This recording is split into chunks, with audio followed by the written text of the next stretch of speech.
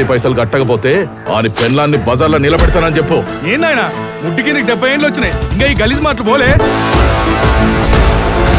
అదే గాను నువ్వు చేస్తే నిన్ను స్టేషన్ లో పడుకోబెట్టి కానిస్టేబుల్స్ ఒక్కరి తర్వాత ఒక్కరు వాడుకున్న తర్వాత పంపిస్తా కాపురా. నాకు తిక్క దంగిందనుకో కోస్ చేతిలో పెడతా. అవులేగా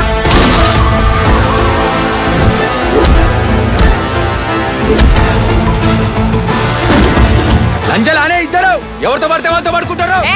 నీకు మీ అయ్యకి లంచ్ అంటే తెలుసారా? ఏం చేసినావు నాయనా? అరే గది గలీజ్ ముండరా. ఎలక్షన్ లా పబ్లిక్ దానికి పోయి జర మంచిగా ఓట్లు అడగాలి. గెలిచినాక గోచి చూపించి దొబ్బేమనాలి. గదిరా రాజకీయం అంటే. సిగ్గుంటారా నీకు? వచ్చి పారేస్తాను అబ్బా. ఆ లంగాగాడు సైదులు మా అయ్యా. మా అమ్మ చంపిడ లంగా నా కొడుకు. మళ్ళీ నీ తనకొస్తుంది. కాలేజీ పిల్లనా అన్న? లే గది నా కోడలి పిల్ల. సర్పంచ్ గా నిలబెడుతున్నా. ఎలక్షన్ లో గెలుచుడంటే మగాన్ దగ్గర పండుకొని కడుపు తెచ్చుకున్నంత ఈజీ కాదు. అబ్బే ముసల్లా కొడుక దమ్ము నిడికెళ్ళినాడు. నాకు బీపీ పెంచక. వలిసిందానే అక్క ఫస్ట్ నువ్వు దెంగేరా ఇడికెళ్ళి.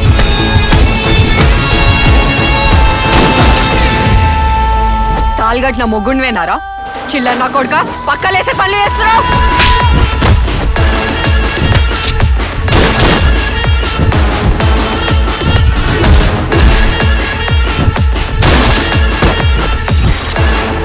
నువ్వు చెప్పినట్టు నేను చేయాలంటే నీ కొడుకు పానాలతో ఉండకూడదు. నన్ను పెళ్లి చేసుకొని నా పక్కన అన్నావు అనుకో, వాడు నేను చంపేస్తాడు. ఈ రివాల్వర్ తీసుకొని అన్నేసి రాపు.